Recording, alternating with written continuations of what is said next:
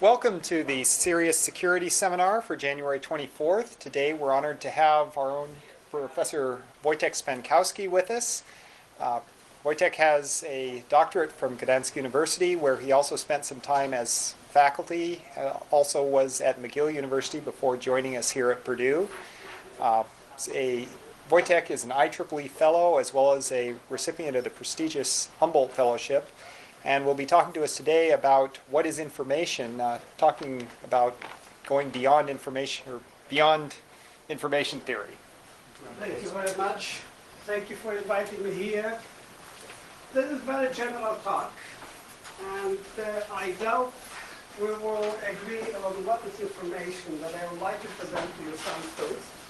And where I will go through some characterization of information, and maybe we end up at the end of better understanding of information. And I want to show you that information is studied not only in computer science, but also in physics, economy, biology, chemistry, and I would like to show you that information is actually everywhere and it is worth studying. So what is information? I think the best way it was characterized by Carl von Weizsäcker, who make two statements that actually, at least for me, give a very good characterization of information, especially two properties, relativity and rationality. He said that information is only that which produces information. The best, I think, to explain it is through a very simple example. Imagine two guys sitting in a cafe, drinking a coffee, and one actually will continue drinking coffee, and the other guy is actually waiting for a message which tells him at what time a train or a bus will depart. And imagine that the message comes, and then observe activity of these two guys. The first guy, doesn't matter what the message contains, will not change his activity. This message will not produce any information for the guy whose objective activity is to drink a coffee. Why there will be a significant, a major change in the activity of the first guy depends what the message contains, what time it arrives, and where it arrives. So if it arrives at 5 o'clock and it says the train departs at 4 o'clock, you can imagine that this message does not actually contain much useful information because it's too late. So timing is important. If actually this message arrives not to the restaurant that the guy is sitting, but to another restaurant, so the space aspect of the information, that it also will not be good. It will be different information. So this is a relativistic aspect of information. It depends on the activity of the recipient. There is another aspect, rationality, a rational aspect of the message. Weizsäcker says information is only that which is understood. If I will speak in Polish now, I think you won't understand too much, you as a recipient. However, I will be delivering the same message. And Feynman actually making a very simple statement, which is very convoluted here, but he says the following: information is not simply a physical property of a message. It is a property of the message and your knowledge about it. His example was actually very simple. He said, if you are waiting for information about your paper, acceptance and rejection, and you get an email, the first line tells you everything. I regret or I'm pleased. The whole message is there because you have prior knowledge, and this is actually used to discover information contained in the message. Actually, information is physical also, and actually physicists study it for 100 years. And surprisingly, information can do real work, can move this table if I have enough information. I will try to convince you by a hypothetical or thought experiment of Schiller later during the talk. Wheeler, who was, by the way, PhD supervisor of Feynman, he was a guy who coined the term black holes. On his 90th birthday, he was asked to present to the audience, to his students, 5 big questions of science, big question of science that will shape science for the next 50 years. His 5th problem was it from bit. He was telling us that we have to study information in generality, its physical aspects as other aspects. Shannon, the only guy who actually single-handedly produced the most successful and beautiful information theory, he did it by making one simplifying but very important assumption that semantics for communication doesn't matter. And for communication, information theory produces wonders. We hear computers, and what we are doing is actually because Shannon was telling us how to ship information faithfully. However, the semantic aspect actually haunts us because we still don't understand information contained in shape in biology. These are 2 very important statements. I would say this tells us why we have to go beyond Shannon. Frederick Brooks, for the 50th anniversary of JCM, he wrote a 2-page paper, 3 great challenges of 50-year-old computer science. And here what he said. Yes, Shannon did wonderful thing for us, and it is probably the most beautiful, at least for me, theory. Some compare Shannon to Einstein. He produced good metrics of information in communication system, but we do not have any metric that will tell us how much information is contained in shapes, in structures. We all agree probably that a car is more complex than a bike. More complex means contains more information, but can you quantify it? No, but we have to quantify now how much information is contained in molecules, if we want to understand information transfer in living cells. We, at least for DNA and proteins, we have to start studying information embodied in structures, and we have to find some good metrics for this. For many reasons, because even to fight diseases like bad cow diseases, which is a structural disease, we have to understand what is a good structure, what is a bad structure, and how much information is contained. Actually, Manfred Eigen, a laureate, a Nobel winner in biochemistry, he actually said it very well, that the differentiable characteristic of the living system information, except it is not Shannon information, it's something else. It's a Darwin type of information. And I will try to tell you a little bit what I mean by this.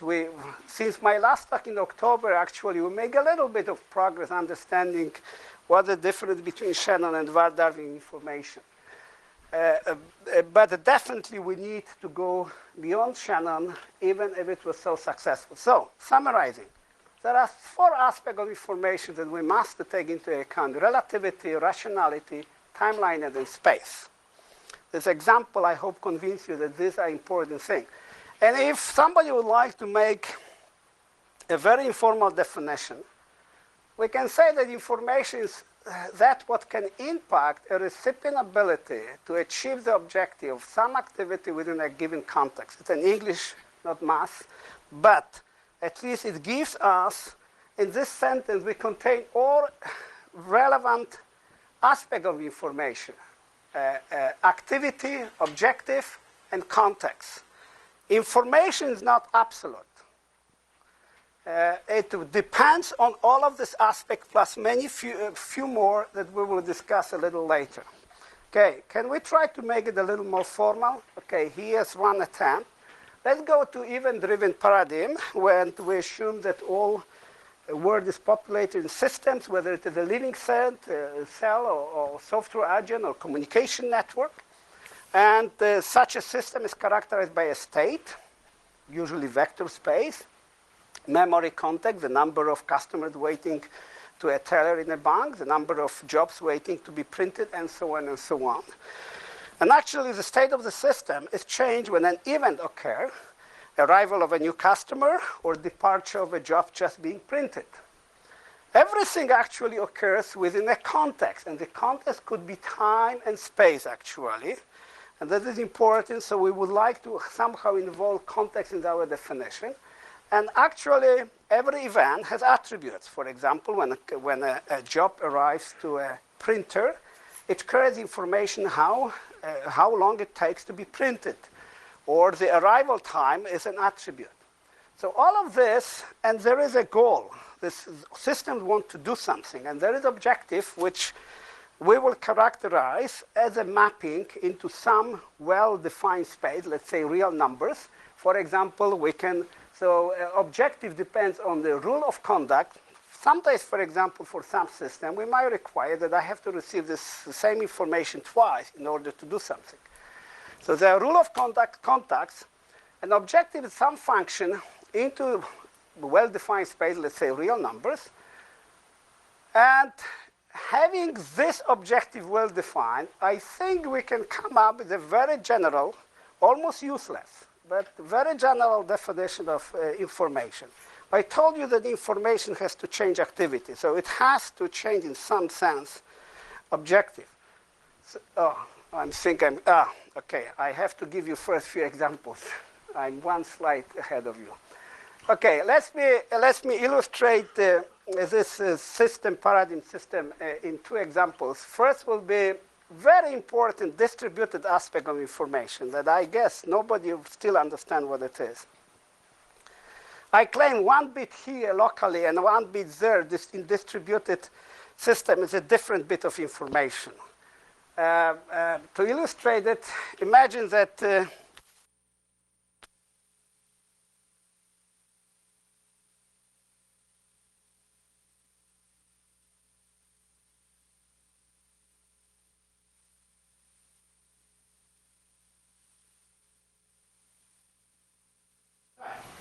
and let's assume that this key, they will basically wander on the network until they arrive in the Washington. The problem is that one key doesn't open the same at all. You need both keys at the same time, in the same space, in order to change the activity. How much information is in such a system? Locally, when I have these two bits together, I know I have 1 bit of information, but if these two bits are somewhere in the space, somewhere, I call it distributed 1 bit. It is 1 bit locally and 1 bit distributed. Is the same bit of information. Can we somehow define it? I believe, because we don't have good understanding of this, we don't have a good theory of networking, at least information theory for networks, because we don't understand timeliness and spatial aspect of information and distributed aspect of information. That is still probably the most important part of information that we have to understand and move forward. Wireless and optical network is actually something that we need right now, new information to go beyond Shannon. I will tell you later that Shannon never considers space and time, actually. These are new aspects. And in wireless computing, as well, by the way, networking, if I send one bit, Shannon bit of information over a network, and whether it arrives in 1 second or 5 hours, we will say it's 1 bit of information sent on the set. But we know that this bit of information is not the set. It contains different information when it arrives after 5 hours than, let's say, within 5 seconds. How we can account for this? And wireless computing has different aspect. When two users are closer to each other, they can send more information than that far apart. And you can ask all kinds of questions for wireless computing that we don't understand and we have to understand. What is the speed of information? I will claim that information is distributed in the speed of sound, not of light. I will tell you why in a second. So there is a lot of questions, and actually during this talk you will listen, you will have a lot of questions, you will have very few answers. Finally, whatever I say in classical words doesn't hold in quantum words. And I will avoid talking about quantum mechanics, but basically, Pauli explained that any attempt to measure property destroyed knowledge about, at least partially. And because of this, information, quantum information means something else, but we won't go there in order to finish it within 1 hour. Okay, now we are ready to give you an attempt or the attempt to define information. I told you the information has to change activity within some rules of conduct within some context. So information is carried by an event. So if we can measure the difference of the objective before the event occurred and after the event occurred, and this cause could be anything, it is an information. It is information because information is not absolute and it depends on the context, on the rule of conduct, on the objectivity, and many other things.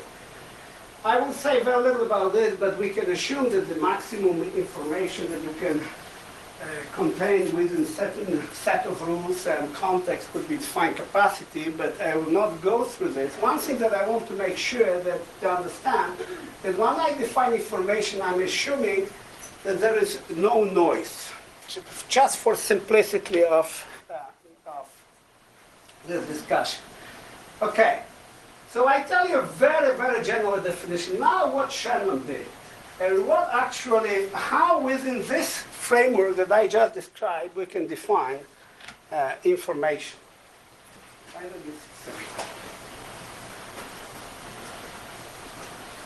Shannon said, okay, first of all, semantic doesn't matter. What is objective in Shannon? In Shannon's information theory, objective is statistical ignorance of the recipient, or statistical uncertainty of the recipient.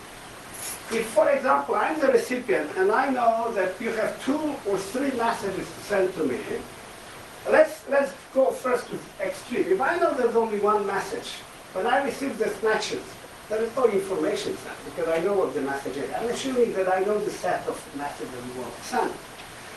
If you have 2 messages, if you can send one of 2 or one of 1,000, observe that when message arrives to me, when it is one of the 2, I'm gaining something. But it's like 50-50 I can get. When it is one of 1,000, when I get this one message, out of 1,000 possible, it seems to us that we gain more information. And that is actually Shannon's postulate. He claims that information, that statistical ignorance of information depends on the probability of this event carrying information to be generated. So P of E, probability of generating E, in general it does not need to be uniformly distributed. What is the cost that I describe in my general definition? It's actually number of binary decisions to describe E. So Shannon defined information in a very simple way, log of the probability of the event. This is called self-information of event I. If you do averaging over all possible, you get such a formula, and most of you know that it's entropy. Why it is called entropy? I will tell you a story a little later, how von Neumann convinced Shannon to call it entropy. By the way, if there is noise, instead of information, I should talk about mutual information, but I won't be using it, so I will just drop it. Observe, by the way, that Shannon information theory in no way is absolute, because if I just take this one and try ask you to compute information contained in this page, we won't agree. Because you will be counting symbols or words to compute your probability, and I decide to look at shapes of the letters. And we all get different information. So there is no absolute meaning of information in this set. So what actually Shannon did? Before this, we have to understand, have a better intuition about entropy. What is entropy? An example will tell us. So let's assume that I have 8 messages to send with this probability, and I decided to use a code. This is a smart code. Because when I compute the shortest length, the length of this code, so I multiply 1/2 by 1, 1/4 by 2, and so on, I get 2 bits. If you compute actually entropy of this source, it's also 2 bits. The question is a coincidence or not. How short the description, on average, let's say, of a message, is related to the entropy. Actually, Shannon proved in his first theorem, and there is no blackboard, but in one line I can show it to you how to prove that the shortest, on average at least, the shortest description of a message has to be bigger than entropy. So in a sense, entropy is a quintessential characterization of information content. You don't need, by the way, much more, one more bit more, even less actually, to find it. So if I ignore, by the way, natural the rounding of this must be an integer, then actually I can prove to you that the best you can do is equal to the entropy of so. So the more complex X is, the longer is description, the bigger its entropy, and the more information is there, assuming that we somehow equate entropy information, which we can debate. Okay, so there are three results of Shannon, 48, that initiated, that started actually information theory. The first one I already told you. It's about data compression, shorter description. It basically tells us that we cannot compress more than the entropy on average, but also for individual sequences, except for very few atypical cases. So you cannot do better than this. But here's the jewel and the problem, in a sense, of Shannon result. So what is say, okay, if I want to say information over a channel, and there is a noise, this time noise is important. Of course, I would like to pump into the channel as much information, as many bits as possible. But because of the noise, if I send too much information, I might receive a lot of errors on the other side. So the question that Shannon asked is, what is the maximum bit rate? How many bits per second I can send in a noisy environment to receive faithfully, almost without error, the message on the receiver side? And he says there is this number, there is this phase transition, up to a certain number called capacity. You can send information as much as you want. If you send your information bit rates over the capacity, there is a positive probability of error, and you most likely won't be able to send. There is a limit. However, there is one thing that Shannon just put under the rug, but it's very important. And he said, okay, I can design a code. This code can be a very long one to send this information. What does it mean? It means that before I send it, in your message, I have to build a code, which means my delay might be very, very long. So time aspect, delay aspect in this result is completely ignored. And now it was good for communication 50 years ago. Right now in wireless computing, and if we want to go to economics, if we want to go to biology and chemistry, we have to somehow deal with the time aspect of information. So actually, we would like to have, okay, what is the maximum number of bits that I can send, provided that the delay is smaller than something? Can we answer this question? Finally, Shannon also generalized his result to the situation like continuous signals that you have to quantize, and he asked, okay, if I'm making that many errors, how much information I have to send? But we will concentrate of trying to understand this a little better and see what can be done. So in 2005, I organized the information beyond Shannon workshop. We have about 20, 30 people, and we debated. So what are the aspects of information theory that we would need to generalize now in order to move forward? I think I convinced you that delay is one of the things. I still don't understand how to characterize distributed bit, distributed information, or how can I characterize how much information is contained in a message that arrives 2 days after it was sent. Somehow it would be good to have a good characterization of this. I would prefer it not using utility functions. Space is another aspect that I already mentioned to you, and actually distributed aspect, a spatial aspect of information is the one. Very important in many, many applications. Control is the other. I think this statement characterizes more or less where we are. Information is exchanged in space and time. We all agree on this. For decision making.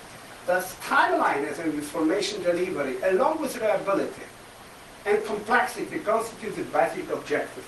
So how, within this context, to define, to extend channel information and try to use it in wide computing. Actually, DARPA put $50 million for a project that unfortunately we didn't get. But actually, to try to understand this math aspect, what is the capacity of information channel within this company? Dynamic information, that is something that also we need to know. If those of you who are doing biology know that what is very fashionable right now is dynamic networks, cellular networks, when actually not only structural aspect of the network, but also a dynamic aspect of the network, stability, robustness, timely delivery of messages are very important, not only for computer networks, but actually for living cells. That part is pretty much neglected, and we have to move and attack them if we want to move forward with our understanding of information. Okay, there is new thing that since last time I talked in October, we try to understand and build a very simple model where we can understand information. It's too be probably difficult for me to describe, but here's my try, because we need too much background. But basically, the simplest model that channel has the following. I have 1 bit to send, 0 and 1. And when I send it over a channel, every bit with probability epsilon can be switched from 0 to 1, from 1 to 0. This is probability. How much information I can deliver in such a channel? This is called binary symmetric channel. I want to maximize over what? Over all possible distribution of transmitting 0 and 1. How much? It's very easy. It's an elementary problem, 1 minus entropy of epsilon.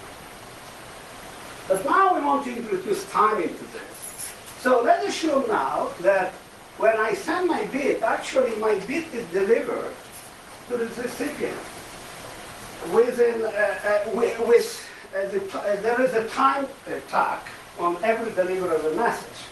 And for example, if the bit is not delivered before a certain deadline, the information sent is 0.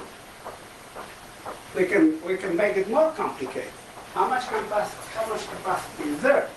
Actually, what we have to do, we have to maximize over all possible distribution of delay. We don't know how to do it. Some we can, some not. Spatial aspect, my recipient actually is not in one position, but can randomly move to many positions, and the signal that is delivered there actually might be tweaked to information be recovered, how much information is there. Here's something that when we wrote recently our grant, Information Transfer Biology, we come up with a model, we call it a Darwin channel. And actually, this is an open problem information theory. Actually, every of this box is a big open problem information theory, even if we studied for 50 years. So what basically is a simple description of biology is you have mutation, blind mutation, you change your bits, whether proteins or DNA. But that's not it. And mostly what mutation does actually is delete or insert letters. So that's considered deletion. So what it does is delete certain nucleotides or certain amino acids. And then Darwin's selection process comes. So it does not allow every mutation to pass through. Certain mutation will not survive, will be killed. What does it mean? We have 2 channels. The first channel is very simple. You have input sequence of 0 is 1, and you delete some of them. You don't know which one. And your output is here. How much capacity this channel has? How much information I can send? This is an open problem. Nobody knows. Second, Darwin selection, I told you that as input, it doesn't take every input. It takes only a subset of input. This is called constrained input. So actually, magnetic recording is a well-known problem to constraints channel, which is also an open problem. So instead of getting all binary sequence of like 0 and 1, which we have 2 to the power n, I will make a restriction. I will say that certain sequences are not allowed. For example, if I have runs of 0, it has to be of certain length between, let's say, d and chi, between 2 and 5. I have to either have 2, 0, 3, 0, 4, 0, 5, but not 6. The capacity of such a channel is unknown. I think we know why it is unknown, and I think we actually know what's going on. And the problem is very different. It reduces to top level of exponent, the random matrices, and many, many things here. But this is, here we have some bounds, we know very little, and we would like actually to understand how much information we can send in such a system, which I believe will contribute to diversity, biodiversity. Distributed information, I already mentioned to you, so I don't understand what is the difference between 1 bit here and 1 bit somewhere there. Until it comes to me, is the time required to deliver this bit to me should be somehow involved in the definition of information? No, I don't know. Speed of information, I told you that maybe speed of actual information is propagated with speed of sound, not light, and here light. Take wireless computing, that is not my model, it's my colleague model, Philip Jacquet. Imagine that when you have your users that are connected components, they do not touch each other. With the connected component, you can deliver a message very fast with the time light of speed. But when you have disconnected components, when you want to send information from this user to this user, in order to do it, this connected component will move slowly. And when they touch each other, then you can deliver a message. So what you need, you have movement of clusters, and whenever they touch each other, you send information to the other cluster, connected component, and you have to wait until you can deliver something from here to here. This actually reminds me of the situation in which sound is spread out in water, because my understanding is what's happening with water molecules, the way the sound was spread, you actually they have to touch into each other in order to transmit sound. So actually, you can mathematically prove that in this example, speed of information is much closer, actually equal, if we agree on certain definition, to the speed of sound. Structure, we know very little, and we know that in gene networks and in shape of molecules, in chemistry, we don't know how to measure structure, and this is, I think, one of the most important aspects that we have to go forward. The other thing which is related probably to this audience, security, suspicious activity, is Mike Atalak. We discussed this recently, and actually Mike came up with a very nice model.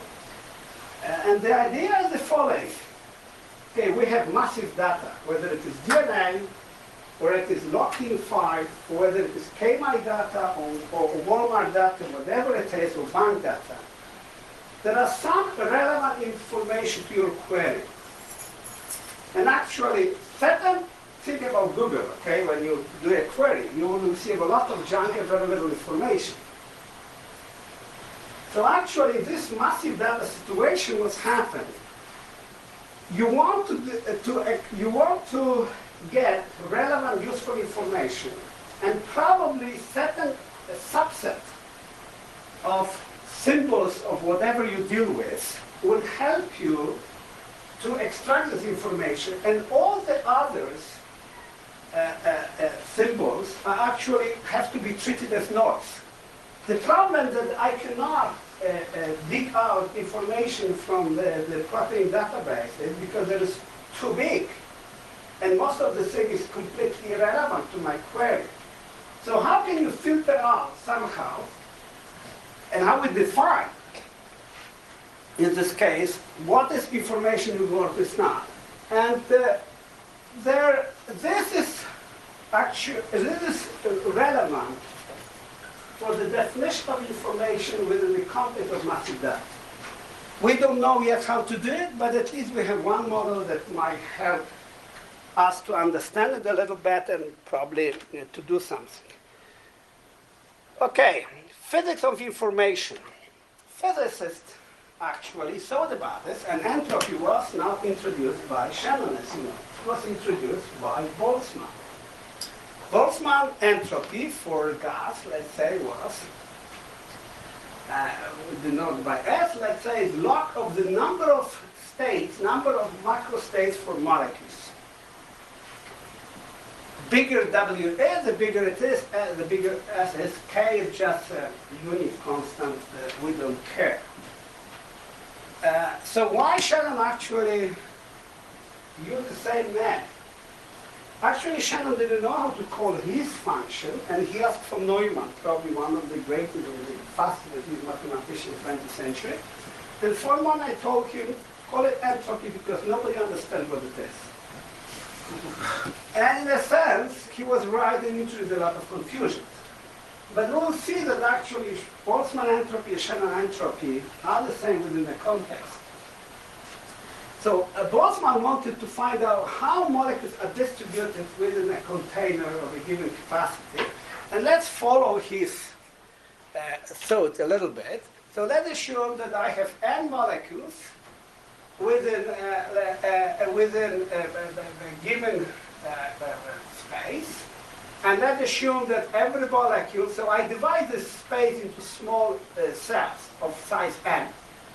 And within this cell is very small. So within this cell, I do not care how the molecules are distributed, and the energy is more or less fixed. So I have total number of molecules in N, total energy is E, on how many ways I can distribute this molecule within this N cell. So if I would allow to permute molecules within a cell, it would be n factorial. But I'm telling you that the cells are so small that any permutation within the cell is irrelevant. So I have to divide by n1 factorial, n2 factorial, and n factorial, where n sub I the number of molecules within a cell. Okay, we assume for simplicity that energy within the cell is set. So what Boltzmann asked, which distribution is most likely to occur within such a simple model? And his answer was, the distribution that will occur is the one that make W as big as possible. So let's try to do it. Let's follow Boltzmann. So let's compute W asymptotically, of course. I take log W, I apply the Stirling formula. And after some manipulation, I will get this one, which is nothing else as the entropy, except that this is an optimization problem. Max this, subject to this. It turns out that the best solution is when within a cell we have the same number of molecules, so uniformly distributed. In fact, when you take Shannon entropy and you maximize it, is maximized when the distribution is uniform. And that's what we are getting again. So in a sense, Boltzmann entropy is a Shannon entropy that maximizes the number of all possible ways in which molecules can distribute. You probably heard about second law of thermodynamics, which tells us that that entropy cannot decrease. So if I take this bottle, if it is and I fold it, okay, let me take something else so that it can break, then the entropy, let's say, of a cup, before I break it, is much smaller when it folds and breaks up. Why? Because the description, remember, entropy is related to description. The description of a cup is relatively simple, but it's much harder when it breaks into many pieces. So the complexity description is much more complicated, so the entropy increases. And that is more or less second law of thermodynamics. But Maxwell came up with a very interesting thought experiment. He said the following. I have a container, and I have a demon who has a trap, or a door. And what the demon does, it looks at the molecule, and those molecules that are very fast, it lets it go to the left side, so it will be much hotter here and here. Because you do it in a bath of constant temperature and many other assumptions. But observe that after, by the way, infinite amount of time, you will get a very funny distribution. There will be more hot here than here. This means, by the way, that the entropy actually decreases. Entropy of this, compared to the entropy when all molecules are distributed within the whole container, is much smaller. This would violate second law of thermodynamics. Since 18-something hundred, when Maxwell came out with the solution physics and many and actual information theories and computer science were thinking how actually this cannot happen. And I think the thing that was relevant to us was Schiller in 1928, if I remember. He came up with a very interesting solution that actually show us that information is somehow related to energy, and information can produce energy. And the bottom line is here, but let me describe his idea. So what Schiller said, okay, let's have one molecule, only one. But I don't know whether it is on the left side or on the right side. Let's assume that a genie, a demon, an intelligence comes and tells you that the molecule is on the right. Then Schiller say, okay, replace this, it was the divisor, okay, some divider. Replace it with a piston. Keep it everything in the temperature, constant temperature. What this molecule does will be bumping this piston. And after infinite amount of time, this piston will move up here. So capacity V will be extended to capacity, to volume 2V. If you remember from high school, formula for free energy, it is something like K times N, number of molecules, times temperature T times log finite volume to the initial volume, and here is 1. So actually, by knowing where this molecule is, by the way, I can adjust to this piston through a weight here, and when this piston will move, it will actually inch my weight a little up. So actually, a real work will be done. And you can see that in this hypothetical situation, one bit of information, acquiring one bit of information equivalent to K times T, if you want log 2, 2 coming from the log 2 times, because the volume at the end is twice as big as the volume at the beginning. Acquiring information actually requires energy, and that's how it is used to actually explain Maxwell's demon. But before it happened, Landauer came, and in '68, he told us what are the energetic limits for computation.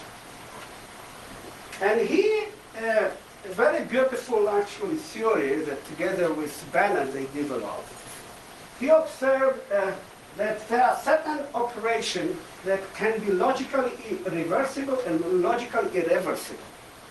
And he was saying that those that are logically irreversible, which are also, he proved physically irreversible, then this operation in our computer will generate heat. And actually, in order not to violate second law of thermodynamics, one bit of information will actually produce about K2 log 2. That's what I showed you on previous slide, energy. Actually, the interesting thing was that he proved that storing one bit information, reading one bit information, and transmitting one bit information does not require energy. You can build a reversible computation that will not require hypothetically any energy. The entropy will be disseminated only if I erase information. And Bennett came up with explanation to Maxwell demon. He said, okay, demon has to observe molecules and has to have a tape, a storage, when we'll throw information about velocity of different molecules. At the beginning, the state is a random state. So we'll be writing this information about speed of molecules. But from time to time, he has to actually, so you start with a random state, this is the easy way to explain it. From time to time, he has to write a new information, because he needs to change 1 to 0. In order to do it, he first has to erase 1 and then store 0. But when he's erasing, he is disseminating entropy. So a system that contains of the container plus, okay, I don't know if I find, okay, no, that's not the way to go. The system, container molecules plus Vmol together, if you compute entropy, you will find out that it actually increases. So we're okay. Everything is fine. We have about 5-10 minutes, I guess. So let's go quickly through examples. I start believing, and I say something that I shouldn't by our rule, that biology, which is wonderful science, of course, but it's still in pre-Newtonian stage when physics was before Newton actually developed his theory. That's not my saying, by the way, somebody else made the statement, because if you think about how many theories do we have in biology, probably Darwin is the only theory that we have. We have a lot of collection of facts. And of course, people are trying to put these facts into bigger theory. The problem is that life is extremely complicated. It's much more complicated than the real world that we observe. For many reasons, like quantum mechanics, quantum world is much complicated. But I think we agree that in a sense, what's happening in cell, living cell, is some kind of a dance, interplay between energy, entropy, and information. Information is cells, living cells can die, but information doesn't. It is not 50%. So there is, in living cells, there is something that I call information transfer. And perhaps the needed abstraction to build theory around biology could be actually trying to understand information transfer in living cells. Here's one example. I just learned this from my son. So you have a cell with a nucleus, and actually there are microtubule transports. So there are certain, for example, mitochondria that are either transmitted from the nucleus to the boundary of the cell or reverse. It turns out that this transfer, when it happens, it is not a smooth transfer. Actually, it is zigzag. And they are trying to understand why. Okay, maybe, so here is the conjunction, maybe the reason that we have sometimes this information transmitted slow because timing is everything when transmitting information within cell, and actually you have to deliver that information at a given time, within a given range of time, because otherwise it will probably destroy cell. Look, if this is very hot, and I'm trying to touch it, if this information about this hot is not delivered to my brain within a time, within a certain range, it will be a complete disaster. So actually, information living cell is definitely related to timing. So we have to understand this aspect, and we cannot understand it in a simpler sense. Other thing, we know very well that certain parts of DNA and other proteins, whatever, are better conserved than the others. Why? Because there is a Darwin selection and so on. But perhaps there is something else also. If you consider exon part and neutron part is non-coding for exon part when genes are, and genes are much better preserved.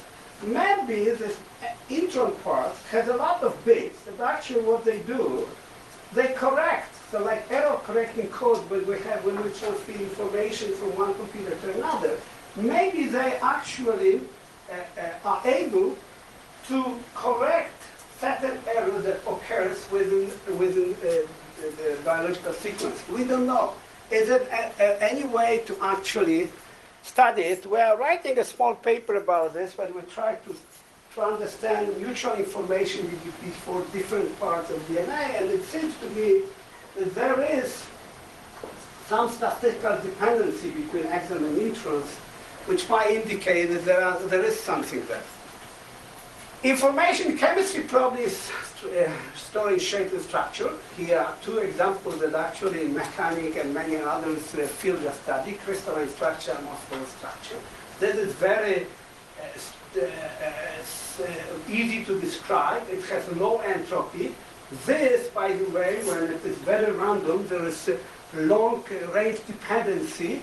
It has much higher entropy and much more information. Can we find a way to measure this entropy containing structures?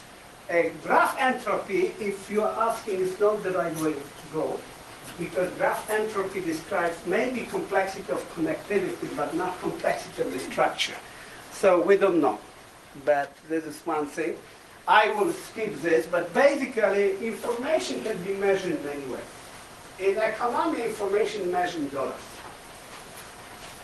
And information is basically, it is called value of information. The difference in economic rewards of informed action versus uninformed action.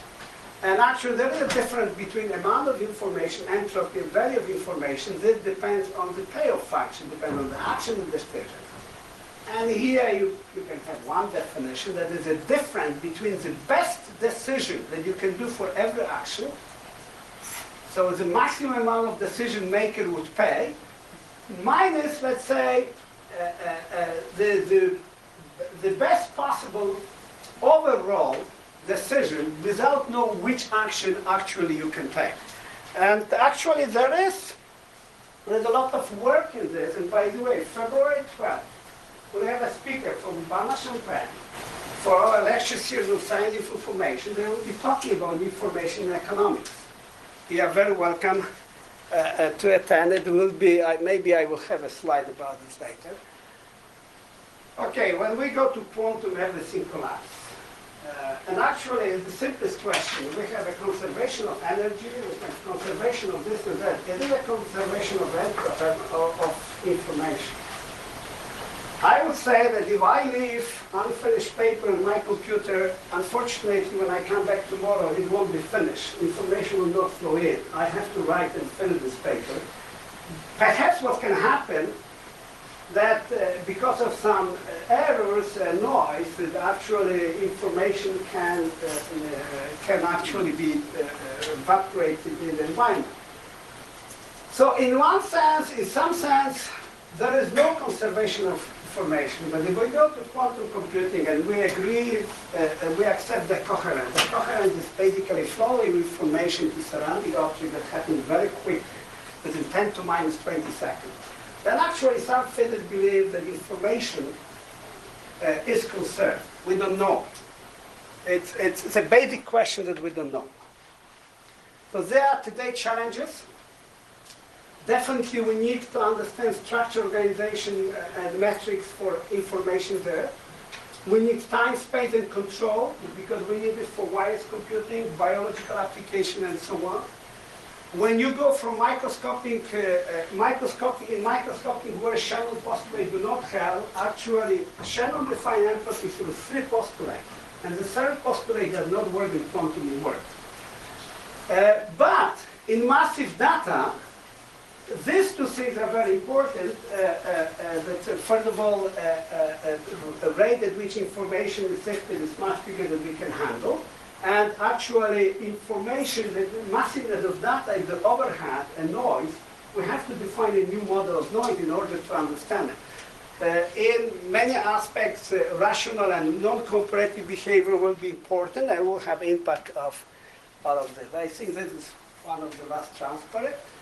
So it looks like studying information is fun, is important, and we don't know too much. We have a very good, wonderful, rigorous Shannon information that makes wonders and a lot of contributions, good contribution in information theory. But I think we need to go to science of information, which will look at this in much broader sense. And maybe one suggestion is that maybe we should try to start something like Information Science Institute. Some of you probably got email from me inviting you to just to join this initiative, and we'll probably meet in February and try to see what to do. We might go and try to have some center with some other universities. Okay, lecture series of science information. I don't think it should be you.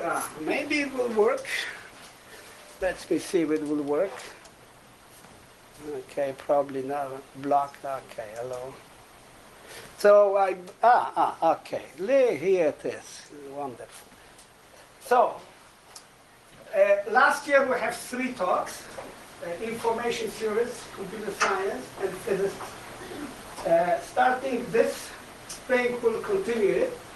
Nicolas Yanel is an economist from Urbana-Champaign, and he will call about contracts under asymmetric information. Andrew Barron is a very well-known information theory statistician within Yale.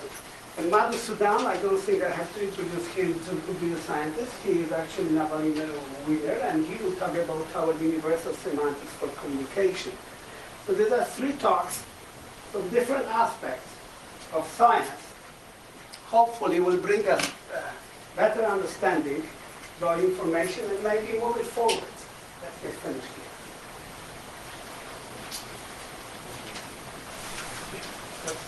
If we have one short question, let's take time to do that. And if there is a short question.